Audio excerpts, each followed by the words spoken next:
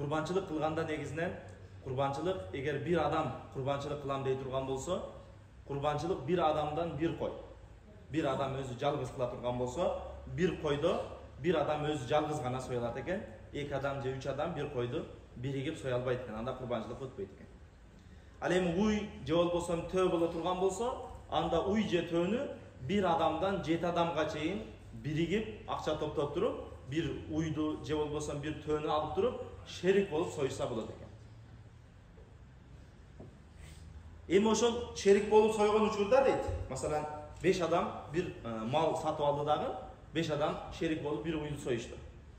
Anın eti kандай bölünөт dесе, et bölüнгөндө вазын таразыга так кылып бөлүнсүн дейт. Баягы чамалап туруп эле бөлүп койбосун дейт да. Түшүнүктүбү? Сага бир жилик кетти, кашка жилик кетти деп эле ошентип чамалап эле бөлүп койбой, балким таразыга так болсун дейт. Эми бирөөгө көбүрөөк болсо болот, качан ага баягы ичегиси же болбосо бир терисini кошуп берип аткан болсо, анда көбүрөөк болуп калышы мүмкүн дейт. А болбосо эттин өзүн бөлгөн учурда эмне кылыш керек? Так бөлүнүш керек экен, түшүнүктүбү? Чамалап баягындай кылып эле бирөө азыраак, бирөө көбүрөөк болбосо, балким так бөлүнүш шарт. وصح اشتراك 6 في بقر مشرية لأضحية وذا قبل الشراء أحب. Эми дейт, bir insan bir malды сатып алды, курбанчылык кылам деп. Өзү жалгыз сатып алды.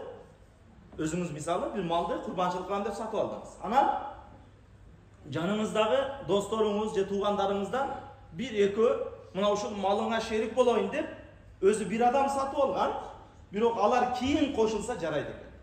Түшүнүктүбү? Баягы сатып алыштан мурда болуу шарт эмес экен да, акча чогултушчу. Бирөө сатып алды, анан ошого жанагындай акчасын тең бөлүп туруп, анан алар акчасын төлөп коет, ошону менен шерик болуп калат. Бирок ошондо дагы дейт. Ваза кабла ширах ахаббу. Бирок ошондо дагы сатып алуудан мурда акча чогулткан дагы ham жакшыраак дейт. Түшүнүктүбү? Сатып алуудан мурда акча чогултуп туруп анан барып сатып алган анда да жакшыраак. А бирок bir адамдын малы болсо, калгандар ага шерик болсо деле жарай берет экен.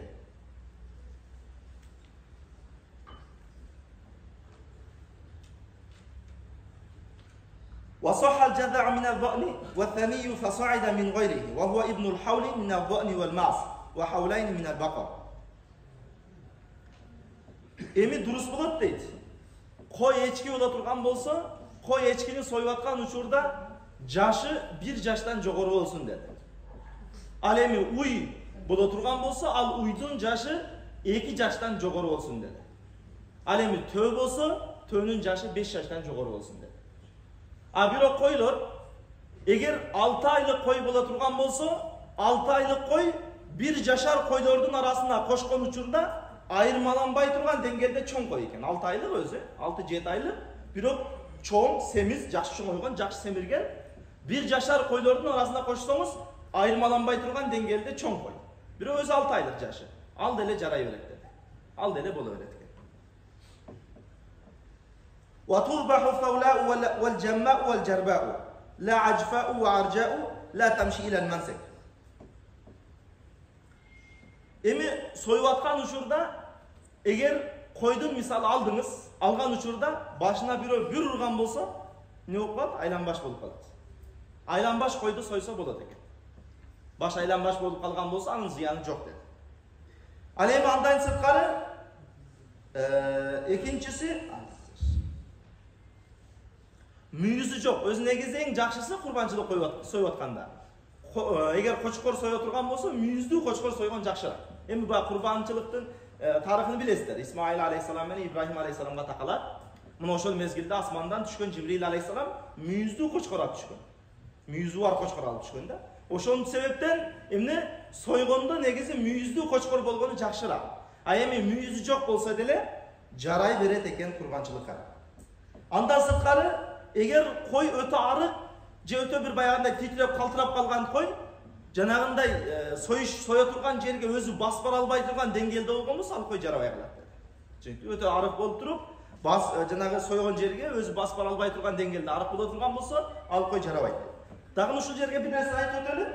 Хадистерде келтирет, инсандын кылган курбанчылыгы, эми көбү сурайт го, кандай болуш керек, кичине арыгыраак болсо боло берет, семизирээк болсо боло берет. Бир нерсе эс кылайлы кой союп атканда, эми бул жарайт деген нерсе. Мушундай болсо жарайт деген. Бирок союп атканда бир нерсе эс кылайлы. insan erteң Sirot köprөсүнөн, Mahşar майданынан кийин бейиш тозоку өлүп бөлүнүп атканда Сироттон өтүү бар билесиздер. Кылдан ичке, кылычтан мүйүздүү болгон Сирот көпүрөсү бар. Астында ал олонгон жаханнам, тозок өтүп күйүп турат. Инсан ошол Сирот көпүрөсүнөн өтүп аткан учурда мына ошол курбанчылыгын минип өтөт экен. Ошол сойгон курбанчылыгын минип өтөт экен. Ошон үчүн союп атканда коркпостон. Көп сурай берет да, мындай болсо болобу, мындай болсо болобу? Бир кудаңыз келип атса, же күйөө балаңыз келип атса, бизден келип сурабай атасыз. Анан мына ушуга болгондо дамга кичинерээк болуп калды, боло береби? Жок. Болот негизи, болушу болот, азыркы айтып аткан сыпаттардагы болот. Бирок бир нерсени, азыркы айткан нерсени эске алайлы. Эрте Сирот көпүрөсүнөн өтүп атканда бизди көтөрүп өтө ала турган болсун ошол курбанчылыгыбыз. Өзүңүздү көтөрүп ошол Сирот көпүрөсүнөн бейишке жетелей ала турган болсун. Ошону ниет кылып сойсоңуз, иншалла, жакшысын алып соёсуз, иншалла. وما ذهب أكثر من ثلث أذنها أو عينها أو عليتها أو ذنبها. Ошондой эле дейт, баке бирлер бар да, кулагы кичине ээн басып коёт, же ошондой бир сыяктуу жаракаттар болот. Ушулардан кайсыларын сойсо болот? Эгер алган курбанчылыгыңызда кичине бир кулагында ээн тамга болсо, же кичине бир жерин кыркып койгон болсо, жарай берет. Жарабаганы кайсы? Эгер кулагынын 3төн 1-нен көбүрөгү кесилип кеткен болсо, анда жарабай калат. Түшүнүктүү? Кулагын 3 бөлүккө бөлүп, 3 бөлүгүнөн көбүрөөк жери, уже жарымына жетейин деп калды, кулагын жарымы кесилип калайын деп калды.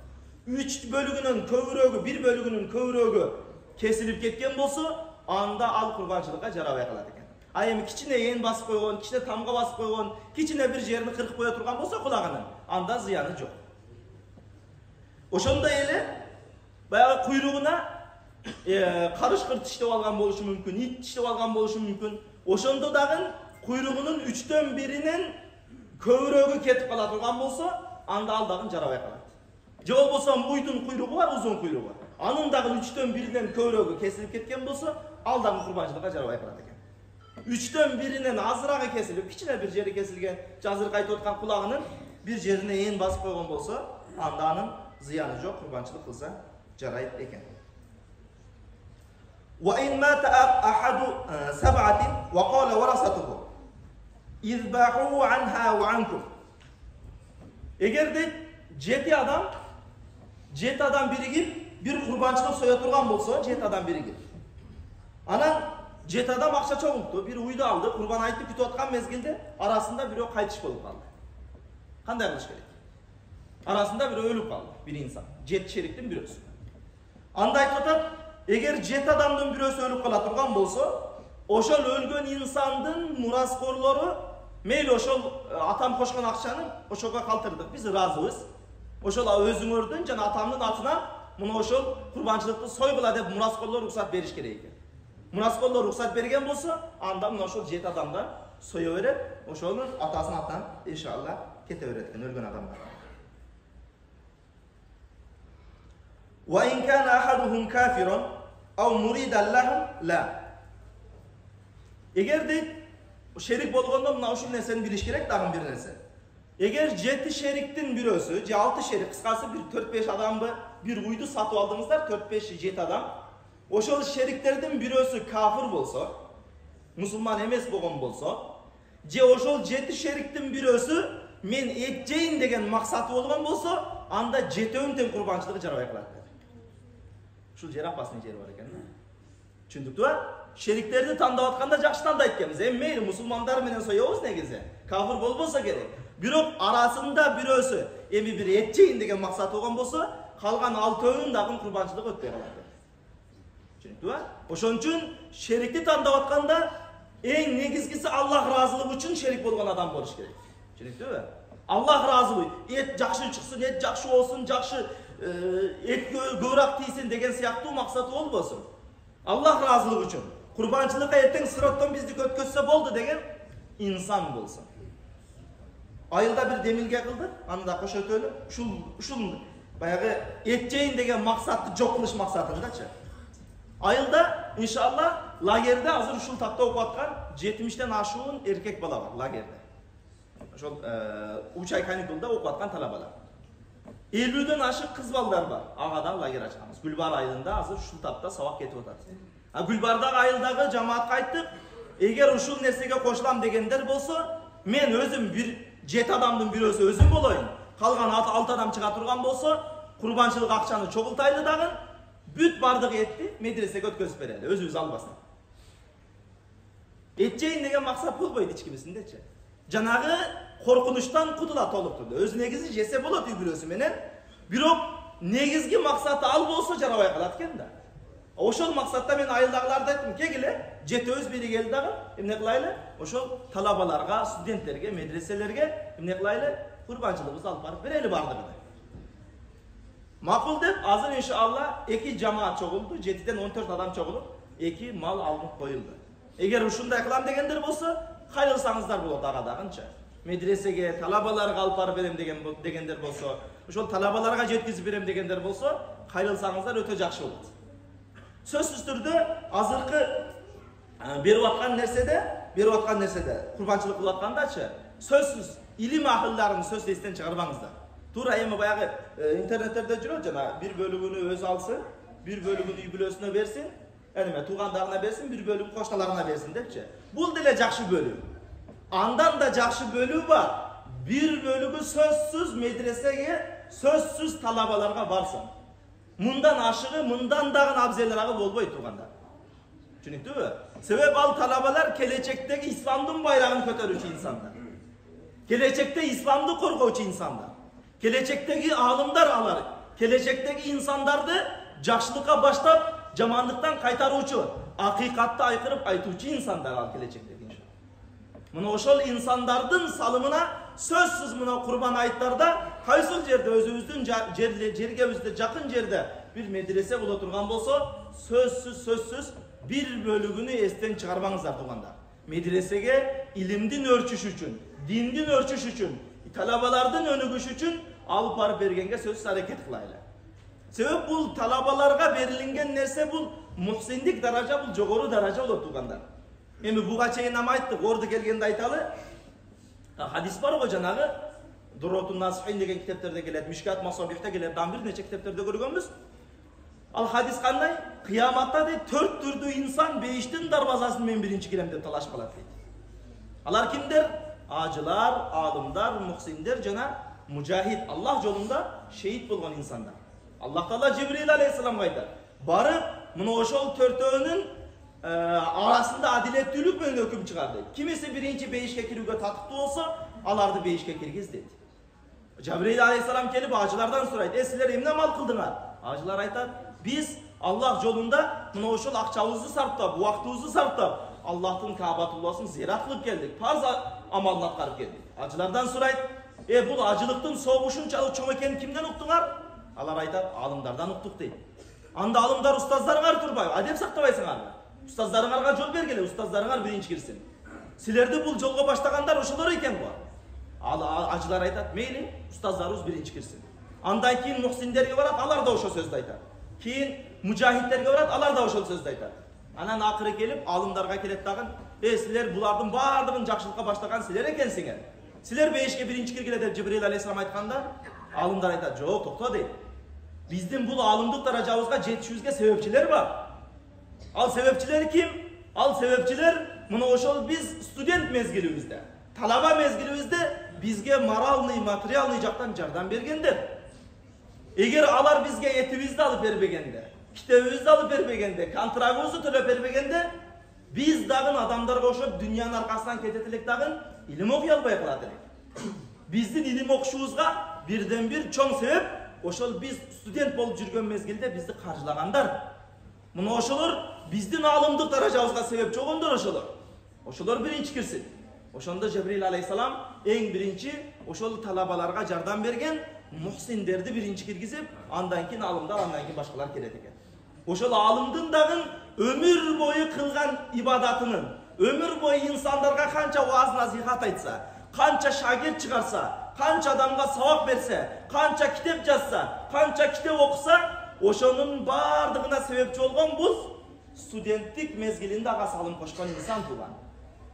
Oşol okup atkan uçurda aga salım bergen insan. Oşon üçün мына ошол курбанчылык, курбан айт учурларда кылган курбанчылыктарыбыздан сөзсүз ажыратайлы ошол талабаларга. Сөзсүз барсын. Иншалла сиз менен бизге дагы Кудай Таала ошол муксиндик даражасына, ошол алымдардын, келечектеги алымдарга жардам берип, бейишке биринчи кирүүчүлөрдүн катарына кошкон болсун иншалла.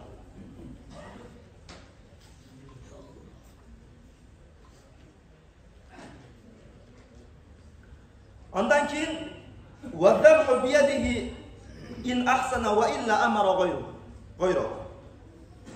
Эми курбанчылык союп атканда дагы туугандар эмне кылыш керек? Эгер кудретиң жетсе, союуну билсе, өзү курбанчылык кылыш керек. Ошол пычакты, биринчи пычакты өзү тартсын. Бисмиллахи Аллаху акбар деп туруп өзү тартсын. Түшүнүктүбү? Эң жакшысы ушул, өзүңүз сойгонуңуз. Ошол канды, ага турган канды өзүңүз агызганыңыз. Хадистерде келтирет, ким курбанчылык кылып соя турган болсо, ошол жандыктын түшкөн биринчи канынан анын бүт бардык күнөөлөрү кечирилет дейт. Биринчи түшкөн тамчынын барабарына дейт. Кийинки тамчылар ага даража болот кыяматта, бейиште даража болот дейт. Кийинки аккан кандар. Ошон үчүн эң жакшысы эмне экен? Өз колубуз менен курбанчылык кылганыбыз. А эгер таптакыр мен кандан корком дей тургандар болсо, анда башка бирөөнү айтып сойдурса да болот экен, жарайт экен. Алдында ошол такбирди айтып, алдында ошол жерде ниет кылып, олтуруп турган болсоңуздар өтө жакшы болот иншалла. Wa awwal waqtiha ba'da salati al-'Eid in dhabaha fi Misr wa ba'da tulu'i fajr yawm an-nahr in dhabaha fi ghayri. Эми курбанчылык кылуу убакыты кайсы? Качан курбанчылык башталат? Кайсы убакытка чейин? Курбанчылык кылуунун, курбанчылык союунун эң баштапкы убакыты Курбан айт күнү айт намаз окулгандан кийин болот. Эгер бул нерсе шаар жергесинде болсо деди. Түшүнүктүбү? Шаар жергесинде эмне экен? Айт намазын окугандан кийин гана курбанчылык башталат экен убакыты. Андан мурда союп койгон болсоңуз, анда өтпөй калат, жарабай калат деген. Эгер шаар жергесинде эмес, айыл жергелеринде болсочу, анда айыл жергесинде таң жүргөндөн тартып сойсо болот дептир. Таң жүргөн бар го, бая багымдаттын аввалкы убакыты бар. Тахажжуттан кийинки багымдаттын баштапкы убакыт таң агарып баштайт. Ошол убакытта да сойсо болот, эгер айыл жергесиндеги инсандар болсо. Себеби яксан кылгандар бар, башка кылгандар бар. Ошолор ошол убакытта союп, ниет кылып койсун курбанчылыкка депчи. А болбосо, шаар жергесинде болсо, айт намазынан кийин. Ал эми акыркы убакыты кайсыл десе, акыркы убакыты 3-чү айт күнү күн батканга чейин экен. Айт күн эртең 16 болсо, 17, 18 3-чү айт, мына ошол 3-чү айт күнү эмне күн батканга чейин союп үлгүрүп калыш керек. Ошол 3 күндүн аралыгында сойсоңуз жарай берет курбанчылыктарыңызда. Варту бирал ахиру лил факри ва зиддуху вал вилада вал маут. Эми дейт, эске алынат, акыркы убакыт эске алынат, бир адам кембагал болуп туруп бай болуп калса, же бай болуп жүрүп кембагал болуп калса. Муну кандай түшүнөбүз? Масалан, бул жерде бир нерсени эске алайлы. Курбанчылык кимге милдет? Биринчи ошол жөнүндө түшүндүрөйүн. Курбанчылык кайсы бир инсандын нисапка малы жете турган болсо, алтындын же күмүштүн нисабына анын акчасы жете турган болсо, ошол инсанга курбанчылык кылуу важип болот. Пайгамбар алейхиссалам хадиси бар, эске алайлы. Кайсы бир инсан, Аби Хурайра радиаллаху анху риваят кылган хадис, "Ман кана лаху си'a", кайсы бир инсандын кеңири мал дүнүйөсү бар. Тактап айтканда, курбанчылык кылууга кудурети жетет. Алтындан же күмүштөн нисапка кудурети жетет. Бирок ошол кудурети жетип туруп, курбанчылык кылбаса, анда биздин намаз окуган жайларга жакындабай эле койсо ал инсан деп. Кудай сактасын.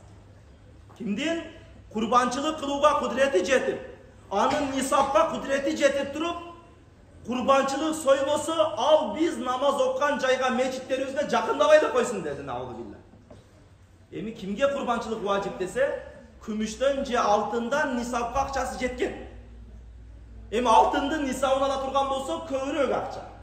Күмүштүн нисабын ала турган болсо, 50 миң, 60 миң акчасы бар адамга курбанчылык важип болот тугандар. Эми бул курбанчылык важип болуштугу үчүн жана зекетке окшош 1 жыл айланыш шарт эмес. Зекетте кандай болот? Зекетке акчасы жеткен адам, мисалы бүгүн акчаңыз болсо, 1 жыл айлангандан кийинки жыл ошол убакытка келгенде ошол акча жаныңызда турса, анан зекет чыгарасыз да. А бирок курбанчылыкта андай эмес экен да. Курбанчылыкта сиздики мындай болду. Маселен, сизде таптакыр акчаңыз жок, ашык акчаңыз жок, карызсыз же башкасы акчаңыз жок кыскасы. Анан биринчи айт күнү акчаңыз жок эле.